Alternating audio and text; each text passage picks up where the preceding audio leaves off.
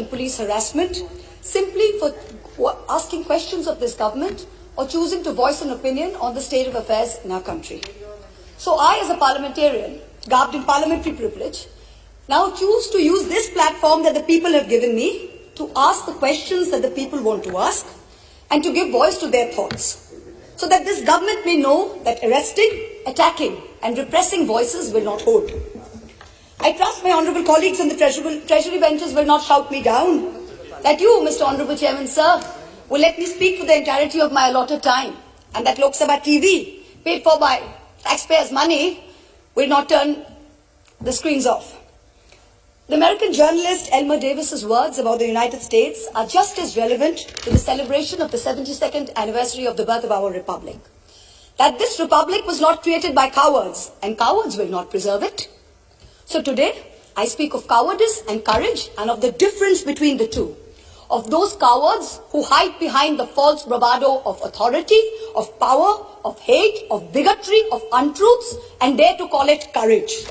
After all, this government has turned propaganda and disinformation into a cottage industry, whose biggest success is the recasting of cowardice as courage. I will lay out various instances where this government has demonstrated courage. The government claims it has shown courage to bring in a law that questions on arbitrary parameters who is or who isn't an Indian. The Citizenship Amendment Act was passed in 2019 in this House on the pretext of granting citizenship to persecuted Hindus and other minorities in neighbouring countries. At the same time, it threw into an abyss of insecurity millions of Indians who had been living in this land for generations. But the rules by which this act will be implemented were not yet prepared by December 2020, according to the Ministry of Home Affairs. The deadline has yet again been extended till April 2020. If indeed this government cares so much for those persecuted in neighbouring countries, why does it miss deadline after deadline to notify these rules? And meanwhile, very many of us have mustered the courage to tell the government, "Kagaz nahi dikhayenge."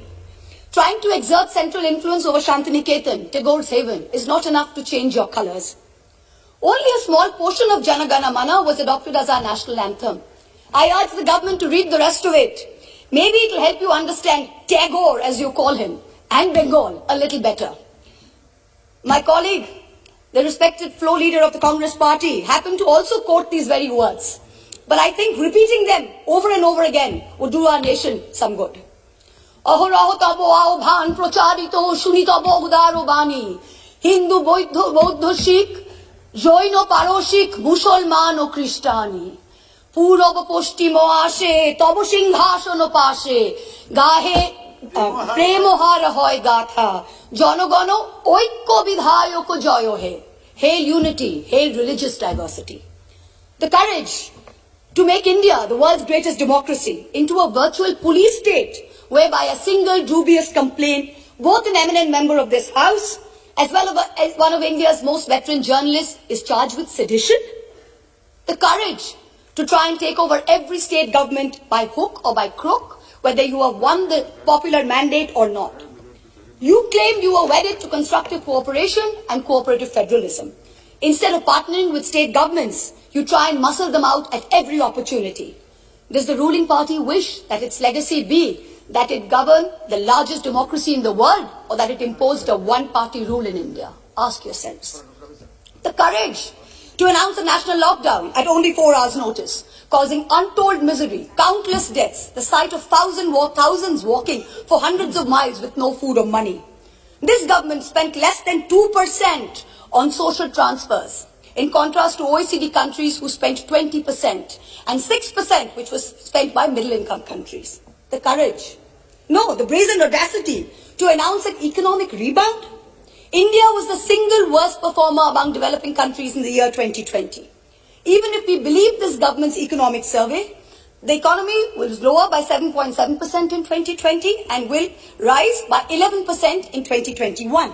So in effect, by 2022, that is over a 2-year time span, the economy will be flat, just at the 2019 GDP number. The survey proclaims that growth is the biggest poverty alleviator. Honourable members of this House, we are going to have no growth for 2 whole years. I don't understand the celebration. I come from a rural constituency and a source for migrant workers. The distress in the MSME sector is real. This rebound is one where large, strong enterprises have become stronger. It is not V-shaped, it is K-shaped. 1% of rich and successful citizens have become richer, and the pains of the MSMEs have only increased. The government had the courage to say that it gave 1,13,000 crores by the direct benefit transfer scheme, only to take the same money away from those very same people and the middle class in the way of increased cess on petrol and diesel. We are not a nation that is growing and sharing its wealth. We seem to be a nation that is only finding ways to share our poverty. The hype today is that post-budget, the Sensex jumped. In a country where only 6 crore people pay taxes, only 4.6% of the total population, how many do you think are invested in the Sensex that they should jump for joy when the Sensex jumps? The courage to use the official channels of the Ministry of External Affairs to respond to social media posts by an 18-year-old climate activist and an American pop star, where not even one single ministry has been deputed by this government to try and look out for the food, water and basic sanitation needs of the farmers and their families who have been camping at the border for almost 90 days. And finally, the courage to bring in 3 farm laws when the opposition, farmers across the country, as well as the government's oldest ally, warned it was unacceptable. I wish to remind this government that India, under Prime Minister Lal Bahadur Shastri, committed 3 things to Sant Fateh Singh, the Akali leader. The creation of a Punjabi-speaking state, open-ended public procurement, and an assured return on agricultural produce. These farm laws threaten to snatch away 2 of these guarantees. These laws were arrived at without consensus, tabled without scrutiny, and rammed down this nation's throat with the brute force of the treasury benches. They have firmly established this government's motto of brutality over morality. And everyone else in this country has been portrayed as a coward or a terrorist, from the farmers to the students to the old ladies of Shaheen Bagh. You say you have courage. You claim you have done so many things that no other government before you has done. Yes, that is true. In true fascist fashion, you have made every act of pettiness, of vengeance, of hate, of bigotry a part of your narrative of courage. The reason no one has done it before you is not because no one had the courage, but simply because it was not the right thing to do. Has that thought ever struck you? And India's tragedy today is not just that her government has failed her, but that her other democratic pillars, the media and the judiciary, have failed her too. Lord Hayne, the Labour peer, said in the House of Lords, what is the point of being a member of Parliament, either in the Commons or in the Lords, if you don't discharge your responsibilities? And, where appropriate, use the privileges that you have in order to promote justice and liberty. So today, like a true child of Bengal, I will stand here and be courageous. Trust me, Mr. Balu, we have not lost the fighting spirit. Even though the government's spin factories will later portray it as cowardice or even plagiarism, I will lay out a few home truths by using my parliamentary privilege that guards me from charges of sedition and contempt for anything I say in this House. And Mr. Law Minister, sir, if you're present on the premises, with all due respect, this time you have neither the right to shut me up nor to try and get my words expunged from the record. The sacred cow that was the judiciary is no longer sacred. It stopped being sacred the day a sitting Chief Justice of this country was accused of sexual harassment, presided over his own trial, cleared himself, and then proceeded to accept a nomination to the upper house within 3 months of retirement, replete with Z+ security cover. The judiciary stopped being sacred when it chose to squander the greatest opportunity that any bench of the highest court of this land has ever seen, to reinforce the founding principles of our democratic republic and to uphold the rights enshrined in Part 3 of our constitution. Instead, it let Mausa. 1 second, please. Please, Mau. He cannot discuss. Please, in the house. Please, wait. And Nishikant is a point of order. The minister is on his legs. Please, 1 second, please. Yes, Minister. 352(5). 352 point of order, 352(5). Yes. Premchandra ji. She cannot discuss. 352(5). The Chief Justice, the conduct of the Chief Justice of India. Let the minister Here. Without giving the prior notice and approval of your chair.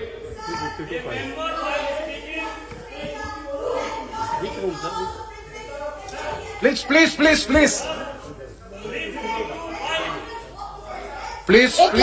Please, Honorable. Sir. Please, Mahou Maitra ji, please be seated. Please be seated. This house is run by the rules and procedure. When a member seeks a point of order, definitely it is a right of the member. So I have to hear them, and I will pass the order, pass the rulings. Please.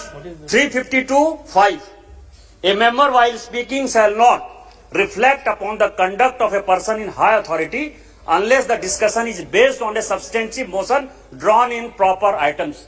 Chief justice of India को हम लोग यहाँ discuss कर रहे हैं sir.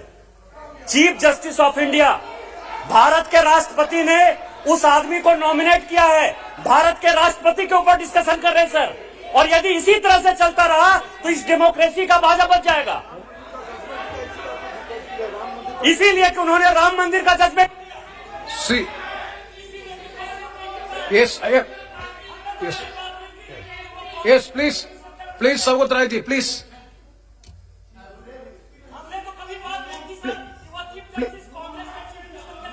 Please. Saugat Rai ji, please. Please. Hey, please. चार बार नहीं sir, हमें Saugat Rai ji, आप सर आप बोलिए ना, आप बोलिए. that member is shouting. Please. Sir, Under what rule? honorable member under 352(5), Oh, please. I am going for an explanation. When the honorable member Mahua Moitra spoke, she did not refer to any person by name. She did not mention anyone. And what? देखो आज आप कुछ नहीं समझते बैठिए. Number 2, she referred to a person who was the Chief Justice. If that man would be Chief Justice now, no mention could be made against him excepting by way of impeachment or accepting by a substantive motion. That man is a retired Chief Justice. He is not a man in high authority, and his name has not been mentioned. Not one word of what Mahua said should be expunged. I appeal to your good sense, sir, and your fair play and justice, Yes. that don't Yes, let please. this lady be stifled by the lenience of this ruling party. Yes, Honorable Minister. मैं ये कह रहा था chairman साहब, ये जो माननीय सदस्य बोल रही थी, इसने सेक्सुअल हरेसमेंट का आरोप लगाया चीफ जस्टिस ऑफ इंडिया पे। ये हमारे लिए शर्म की बात नहीं है, और इस हाउस में हम डिस्कस कर रहे हैं, और सौगत राय जैसे आदमी इसको डिफेंड कर रहे हैं। ये इतने विद्वान आदमी इनको डिफेंड कर रहे हैं। ये तो शेमफुल एक्टिविटी है। आप चीफ जस्टिस ऑफ इंडिया पे सेक्सुअल हरेसमेंट का आरोप लगा रहे हैं openly. Mahua Moitra ji, please. It is a misconduct of the member. Let me pass the observation of the chair. We will go through the proceedings. If anything, it is affecting the higher authority and anything which is unparliamentary, definitely it will be looked into and it will be corrected. Please try to avoid such observations. No, sir. Sir, it is extremely important that I not only not avoid, please, sir. It is very important that I not only not avoid them, but I bring them up. Because I did not accuse the honourable gentleman of sexual harassment. Please. Somebody else did. A trial happened which he presided over. Number one, let me put it on record. I did not. It is a matter of great shame that someone sitting in the Chief Justice of India's chair, to which he had been appointed by the President of India, was accused of such a horrible act. I did not do it. Instead, let migrants walk in their deaths. Please, Let please, our please. greatest It should not be activists done. and modern It should freedom not be done. fighters rot in jail. She is repeating the He target. now sits back as She a is not obeying the order. Chairman sir, she is not obeying the order. Chairman sir, she is not obeying the order. Again she is repeating. See, anything objectionable will not be there on the records. Please. Sir, Yes. Obeying the order of the chair also. No, anything She is again repeating the same charges against the Chief Justice of India. sir, Please, is it please. on? Sir, I have what? excuse me, sir. Please, Mahua Moitra ji, please be Excuse seated. me, sir. Please. Sir, you are welcome. Sir, Hardy. Mahua Moitra ji, Hello. You have already made your observation. Yes, sir. Please, Let me continue with my speech. Please Let have the me- patience. Please let- have the patience to Yes, hear the sir. chair, please. Yes, sir. Please, Let me please. continue. See, the matter is there is. Let me continue my speech, And sir. please, Mr. you Chairman, please sir. wait. Thank you. Don't be so. Instead, What, madam? the Madam. judiciary stopped being sacred when it chose to squander the greatest opportunity Wonderful. that Yes. any bench of the highest court of this land has ever seen. Mahomait Raji, please address to the chair. Please hear the chair. Please be seated. Please be seated for 1 second. See the matter. Yes, 352.5. 356. I'm calling 356. Yes. 356.